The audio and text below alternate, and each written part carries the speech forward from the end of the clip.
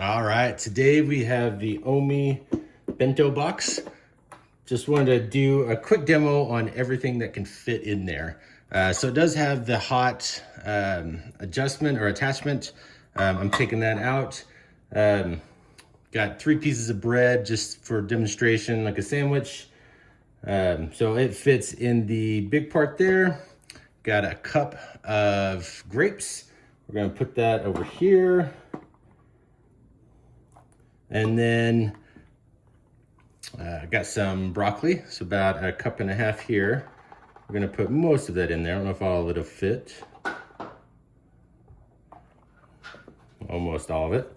And then we got some goldfish just for kind of a little snack with the carbs there.